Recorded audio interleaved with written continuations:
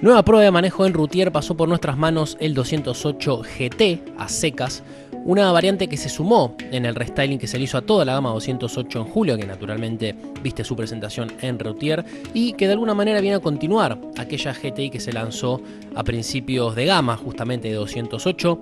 El GTI, este del que te hablamos, volvió.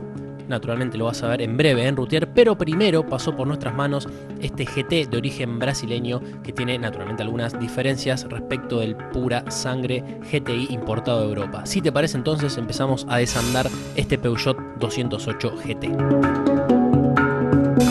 Arrancamos por su frente, por su trompa. Lo primero que tenemos que destacar es que, por lo menos desde lo subjetivo, el restyling es muy acertado. Como nos gusta decir a nosotros, con poco se hizo realmente mucho. Es un vehículo igual de líneas agraciadas, de líneas muy interesantes, con lo cual realmente no creemos que les haya tomado muchísimo trabajo, pero en definitiva es un restyling muy acertado.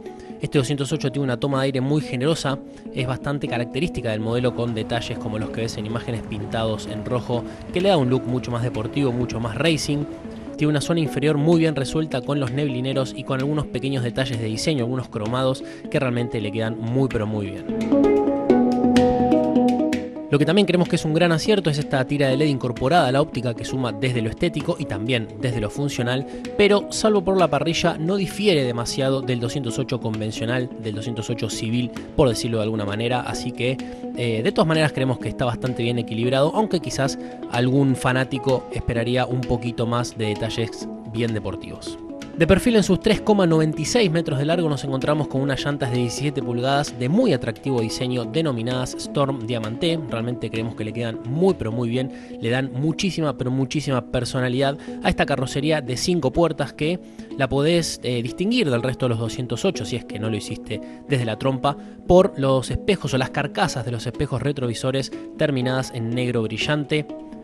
Tenemos un sector trasero, o más sobre la parte trasera, la intromisión característica de las ópticas del 208, y una línea de cintura que realmente le imprime muchísimo dinamismo a este GT. Ya en el sector trasero nos encontramos también con otro detalle en negro brillante. Estamos hablando del alerón, que tiene unas dimensiones bastante generosas, bastante equilibradas respecto al resto del auto. Nos encontramos con un solo escape con doble salida, un detalle deportivo que seguramente será del agrado del cliente de este GT, y esa es la única diferencia, o esas son las únicas diferencias respecto del 208 tradicional. No hay muchas otras referencias que nos hagan indicar que se trata de un vehículo deportivo. Lo que sí, en ese sector tenemos que hablar de una boca de carga un poquito elevada, que se rinde en cierta manera al diseño, a todo ese sector inferior muy característico de la gama 200 de Peugeot, que realmente creemos que le queda muy bien, pero a la hora de cargar los 285 litros de baúl, que son algo justos, quizás haya que elevar en sobremanera los bultos. El punto mejorable de ese sector es que el auxilio es de chapa en menor medida. Puertas adentro, realmente se destaca el diseño. Tenemos que hablar de nuevos tramados, de nuevas líneas dentro de este 208 GT que realmente le suman muchísimo. Tenemos las tradicionales o las esperables también costuras en rojo que siempre suman en este tipo de vehículos deportivos. Por el lado de la calidad, se percibe buena calidad, se puede tocar buena calidad. De todas maneras hay sectores mejorables, pero insistimos, la presentación, ni bien uno ingresa al habitáculo, es bastante buena. Por el lado del tablero y de la posición de manejo se hace presente el siempre polémico iCockpit, que sabes que por lo menos a nosotros nos gusta, o de todas maneras eso es algo bastante subjetivo, depende del tamaño del esqueleto de cada uno y de cómo se adecúa al puesto de mando, pero en lo personal el iCockpit es definitivamente un aliado. Entre otras cosas porque tiene un volante muy pequeño que facilita las maniobras, y ya que hablamos del volante, tenemos ese mínimo detalle GT que es otro de estos puntos destacados, o de estos detalles destacados de la variante deportiva. Siguiendo en la zona del volante, tenemos que hablar de un sector bastante abarrotado de comandos satelitales que no son los más intuitivos a primera vista, pero que con el correr de los kilómetros vamos a acostumbrar a manejarlos. Seguimos con el iCockpit y tenemos que hablar de su maleabilidad. Tanto volante como butaca regulan en profundidad. Por el lado de la butaca tenemos que hablar de un buen agarre, de un diseño muy interesante, muy deportivo, pero algunos detalles ergonómicos como el apoyabrazos que suele hacer un juego con la butaca y puede generar algún chirrido indeseado.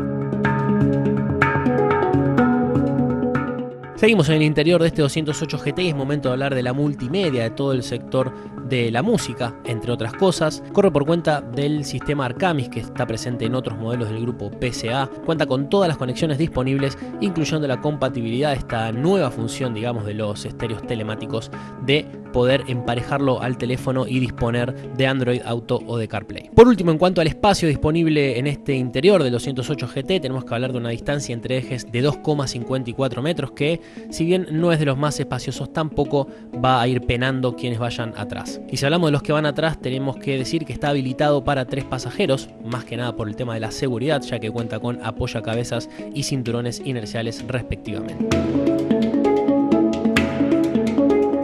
Es momento de hacer el chequeo de su equipamiento. Por el lado de la seguridad, casi todo cubierto con 6 airbags, ABS y ESP como lo más destacado, mientras que por el lado del confort anotamos techo solar, climatizador doble, cámara de retroceso, sensores de estacionamiento y tapizados de cuero como lo más destacado. Abrimos el capot y nos encontramos con el manejadísimo 1.6 THP de origen PSA y BMW, que con algunos pequeños ajustes alcanzó una potencia de 165 caballos a 6.000 revoluciones por minuto. Sabes que es un motor que nos gusta, sabes que es un motor progresivo y que una vez, o sobre todo en la zona alta del cuentavueltas, definitivamente tiene una muy pero muy buena respuesta. Por lo de las prestaciones, hablamos de un vehículo de 165 caballos con un peso de 1.200 kilos, con lo cual las cifras son bastante interesantes. Hablamos de un 0 a 100 en 9 segundos, recordemos que es tracción delantera únicamente, y de recuperaciones en cuarta de 6,4 segundos, en quinta de 8,2 segundos y en sexta, que es netamente una sobremarcha, de 10,7 segundos. Y como bien sabes, cada vez que hay un THP bajo el capot, estas prestaciones o estas cifras no se pagan en los consumos. Hablamos de 6,2 litros cada 100 kilómetros circulando a esa misma velocidad por hora. Si elevamos la velocidad a 130, esa cifra naturalmente se estira a 7,5 y en el punto más flojo en cuanto a los consumos, hablamos del urbano, donde los picos se estiraron a 11,2 litros cada 100 kilómetros, una cifra que podría ser un poquito mejor o un poquito menor. Por el lado de la caja, no es de las más firmes, es una transmisión que no tiene dudas a la hora de engranar la marcha, pero sí tiene recorridos un poquito largos. Por suerte actualizaron el selector, así que esa es una de las críticas que no vamos a hacer. Mientras lo ves circular por el Hermanos Galvez de la ciudad de Buenos Aires, te cuento que tiene llantas de 17 pulgadas, que te dijimos que nos parecían muy pero muy bonitas, acopladas a cauchos de 205, una pisada algo angosta y un talón de 45, que pueden perjudicar un poquito su confort en ciudad. De todas maneras, se trata de un vehículo con una configuración regional, con lo cual los ingenieros, naturalmente de la región, le han conferido un confort bastante aceptable, permite circular tranquilamente en ciudad y al mismo tiempo sacarlo un poquito a la ruta con un comportamiento también aceptable. El tiempo que lo tuvimos en el autódromo, notamos que si bien se trata de un vehículo un poquito más áspero, un poquito más rígido que el 208 tradicional, podría ser algo más rígido cuando lo sacamos a pista. En definitiva, creemos que se trata de un intermedio entre 208 el civil y el GTI que vamos a manejar dentro de muy poquito y que naturalmente va a estar en Routier en breve. Último punto que atacamos es la dirección y la maniobrabilidad.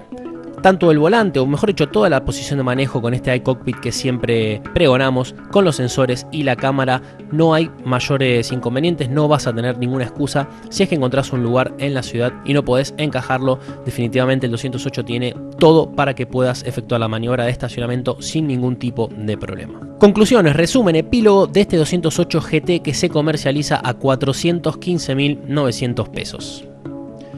Entre los puntos en contra, el primero que destacamos es su consumo en ciudad. Creemos que los más de 11 litros que pide en ciudad para el 1.6 THP, un motor que hemos manejado en un montón de otros vehículos, es un poquito elevado. En segundo lugar, su comportamiento dinámico, pero sobre todo cuando lo sacamos a pista, donde lo notamos un poquito inestable o un poquito más rolador de lo que esperábamos, pero insistimos, se trata de un vehículo que es un 208 tradicional con algunos giros deportivos que no son extremos. Y por último, entre los puntos en contra, creemos que el precio es algo elevado, se canibaliza incluso con algunos modelos medianos, pero bien sabemos que la deportividad es irracional y esa irracionalidad o esa pasión se paga en el precio final. Entre los puntos a favor, lo que tenemos que destacar es su equipamiento, que es bastante completo, tanto de seguridad como de confort. En segundo lugar, sus prestaciones, pese a su comportamiento dinámico, que creemos que podría ser mejor, tanto motor como caja son un matrimonio más que interesante y permite alcanzar cifras realmente muy buenas.